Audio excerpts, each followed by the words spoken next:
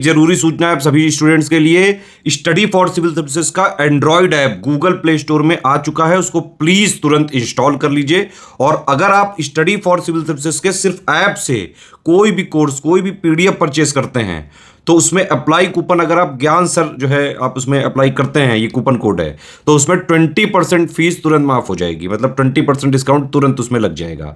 ज्ञान सर लिखना है, नॉर्मली ज्ञान सर स्मॉल लेटर में है सब कुछ, कोई स्पेस नहीं, कोई कॉलम नहीं, सिर्फ ज्ञान सर GYANSIR। इस तरह से अगर कूपन कोड लगाते हैं आप ऐप में बाई करने से पहले, जो अप्लाई कूपन वाले में आता है, तो 20% का डिस्काउंट तुरंत मिलेगा। वीडियो देखिए। नमस्कार दोस्तों, आप सभी का स्वागत है स्टडी फॉर एग्जाम्स में।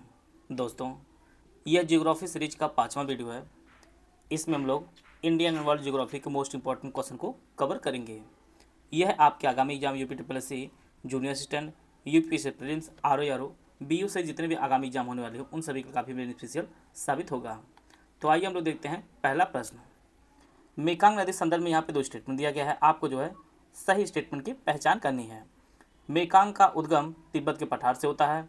मेकांग का डेल्टा दक्षिणी कंबोडिया में स्थित है।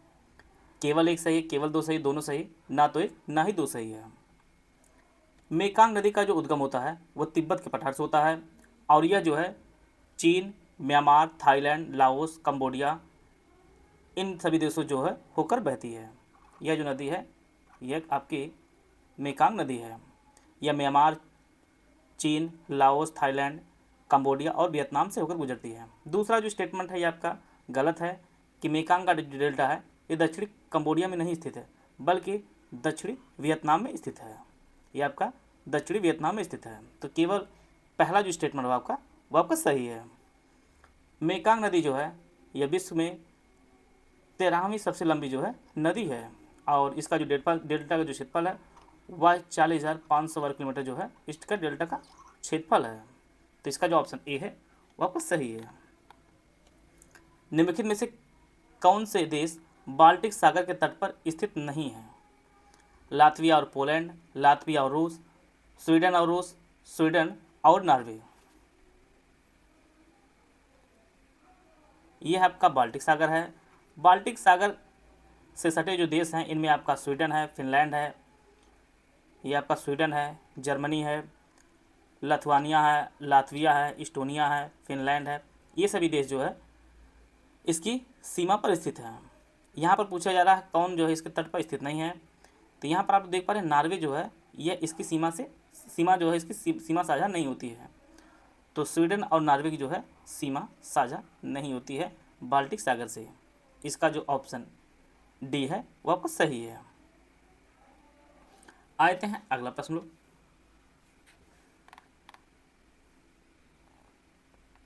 यहाँ पे आपको सम्मिलित करना है, एक तरफ खनिज अन्वेषण अभिकरण है, दूसरी तरफ आपका मुख्यालय दिया गया है। तेल व प्राकृतिक गैस आयोग, खनिज अन्वेषण निगम लिमिटेड, राष्ट्रीय खनिज Vikas Nigam, Rashtriya aluminium company limited, Bhubaneswar, Hyderabad, Nagpur और नई दिल्ली। ऑप्शन आप लोग सामने दिया गया, आप लोग ऑप्शन पढ़ लीजिए।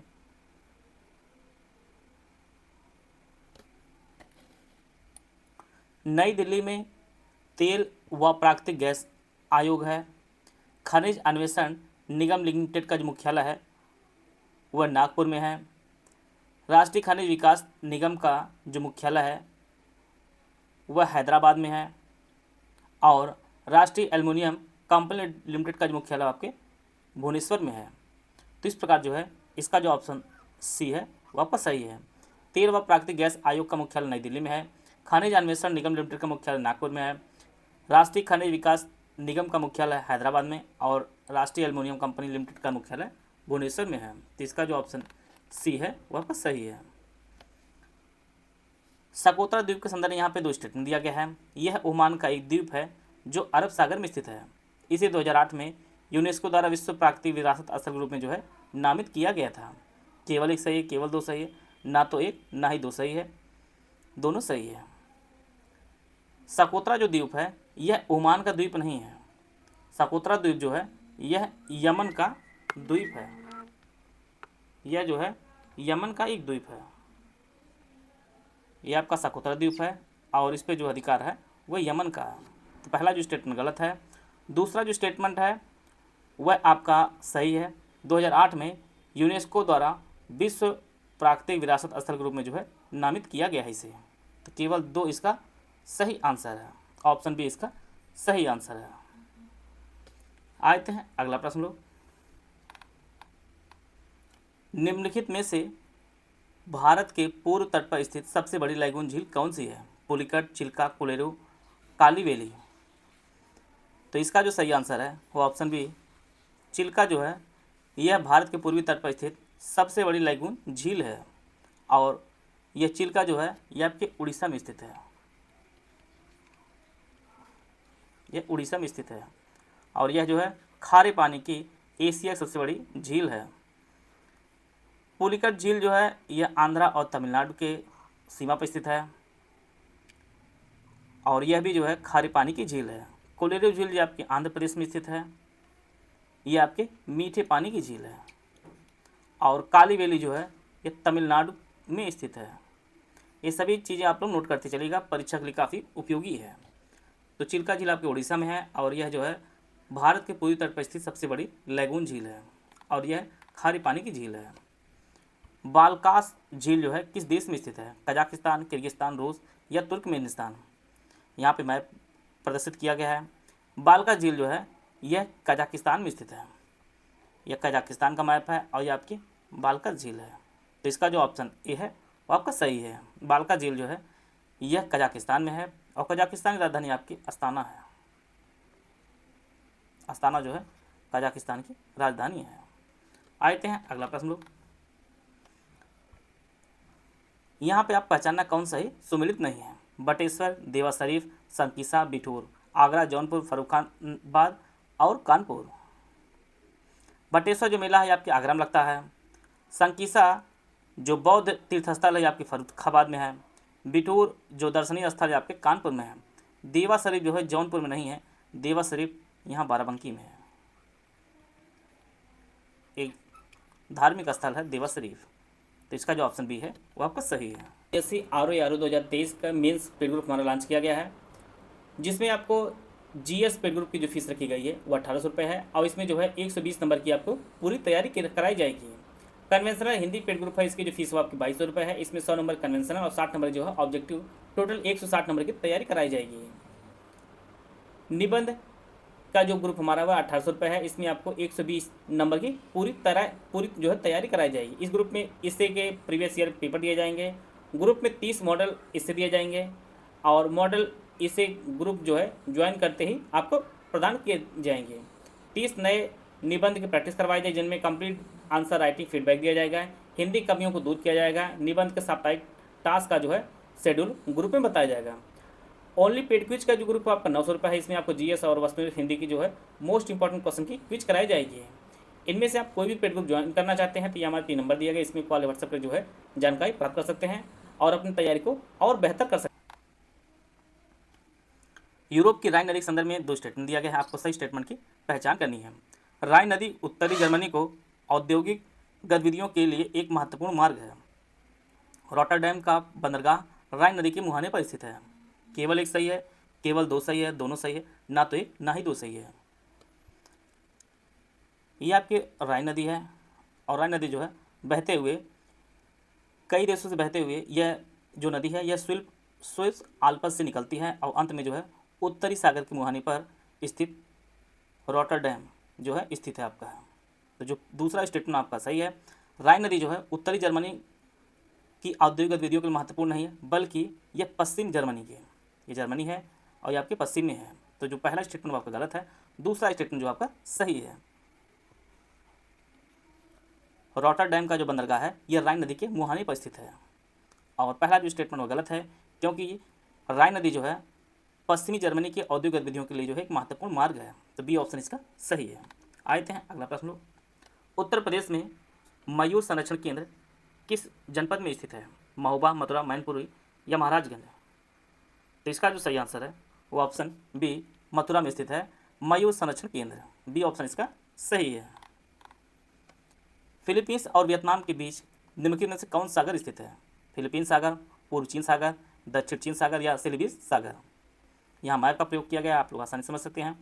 फिलीपींस और वियतनाम, ये आपका वियतनाम है और ये आपका फिलीपींस है। जो बीच में सागर का नाम है साउथ चाइना सी। दक्षिण चीन सागर जो है इन दोनों के मध्य स्थित है। वर्ल्ड ज्योग्राफी से आपको इसी प्रकार के प्रश्न देखने को मिलेंगे। आप लोग इन सभी प्रश्नों को नोट भी करते चलिए और हो सके आप लोग जो है मैप का स्क्रीनशॉट ले लीजिए या आप लोग ऑक्सफोर्ड वगैरह किसी का जो है मैप में इसकी प्रैक्टिस कर लीजिए, क्योंकि परीक्षा में इसी प्रकार से वर्ल्ड ज्योग्राफी क्वेश्चन आपको देखने को मिलेंगे। कर्क रेखा किन राज्यों से होकर गुजरती है? त्रिपुरा, मिजोरम, मणिपुर, पश्चिम बंगाल। ऑप्शन आप लोग सामने है, ऑप्शन आप लोग पढ़ लीजिए। जैसा कि हम लोग जानते हैं कर्क रेखा जो है भारत के टोटल 8 राज्यों से गुजरती है। आइए हम लोग भारत के मैप को देख लेते हैं। कर्क रेखा जो है कुछ इस प्रकार से जो है गुजरती है। गुजरात, राजस्थान, मध्य प्रदेश, छत्तीसगढ़, झारखंड, पश्चिम बंगाल, त्रिपुरा और मिजोरम, टोटल जो है 8 राज्यों से होकर गुजरती है। तो इसका जो सही आंसर है वो ऑप्शन 1, 2 और 4 जो ऑप्शन सी में दिया गया है, मणिपुर से जो है कर्क रेखा नहीं गुजरती है। सी ऑप्शन इसका सही है। आते हैं अगला प्रश्न। निम्नलिखित में से कौन सा हिमनद नुब्रा घाटी में स्थित है? बियाफो, बाल्टोरो, सियाचिन या हिस्पर? तो इसका जो सही आंसर है नुब्रा घाटी में जो है सियाचिन ग्लेशियर स्थित है। इसका जो ऑप्शन सी है वापस सही है। बाकी बियाफो और बाल्टोरो जो है यह पीओके में स्थित है। सी ऑप्शन इसका सही है। यहाँ पर एक तरफ नदी घाटी परियोजना, दूसरी तरफ जो है नदी पर अवस्थित है। आपको सोचिए कुछ सोचिए से मिलान करना है। सलाल परियोजना, नागार्जुन सागर परियोजना, पोचमपाद परियोजना, माता टीला परियोजना, गोदावरी, बेतवा, चिनाब, किसरा। सलाल जो परियोजना है ये चिनाब नदी पर है। नागार्जुन सागर जो परियोजना है, नागार्जुन सागर ये आपके कृष्णा नदी पर स्थित है। पोचमपाद परियोजना जो है ये आपकी गोदावरी नदी पर स्थित है और माता टीला परियोजना आपके बेतवा नदी पर स्थित है। तो 3, 4 जो है ऑप्शन डी में दिया गया है। सलाल परियोजना ये आपके जम्मू कश्मीर में चिनाब नदी पर है। नागार्जुन परियोजना आपके कृष्णा नदी पर है। पोचमपाद परियोजना आपकी गोदावरी नदी पर स्थित है और माता टीला आपके बेतवा नदी पर स्थित है। तो इसका जो ऑप्शन डी है वापस सही है। विष्णु प्रयाग निम्नलिखित में से किन नदियों के संगम पर स्थित है? धौली गंगा और गंगा, धौली गंगा अलकनंदा, धौली गंगा और ऋषि गंगा, अलकनंदा और ऋषि गंगा। जैसा कि हम जानते हैं उत्तराखंड में जो है पंचप्रयाग है। आपको आसानी समझने इसलिए मैप का प्रयोग किया गया है। विष्णु प्रयाग जो है ये आपका है और विष्णु प्रयाग धौली गंगा और अलकनंदा के संगम पर स्थित है। फिर आगे चलकर यह जो है अलकनंदा जो है जब नंदाकिनी से मिलती है तो वह जो स्थान है आपका वो नंद प्रयाग है। और फिर थोड़ा आगे चलने के बाद पिंडान नदी मिलती है अलकनंदा से, वह जो स्थान आपका आ जाता है वह कर्ण प्रयाग कहा जाता है। फिर आगे चलते हुए जो मंदाकिनी अलकनंदा से मिलती है तो वह जो स्थान कहा जाता है उसे रुद्र प्रयाग कहा जाता है। और अंत में जो है अलकनंदा भागीरथी जब मिलती है तो वह जो स्थान कहा जाता है आपका देव प्रयाग कहा जाता है। कभी कभी आपको उत्तर से दक्षिण क्रम में भी सजाने दे सकता है पंचप्रयाग को, और बाकी जो है नदियों के संगम तो बार बार परीक्षा में पूछता ही रहता है। इस प्रकार जो है इसका जो ऑप्शन बी है वो आपका सही है। इस प्रकार जो है हम लोग कुछ इंपॉर्टेंट प्रश्नों की प्रैक्टिस कर लिए हैं। आशा है आप सभी को बहुत कुछ जानने को मिला होगा। मिलते हैं नेक्स्ट वीडियो में, तब तक जय हिंद, जय भारत।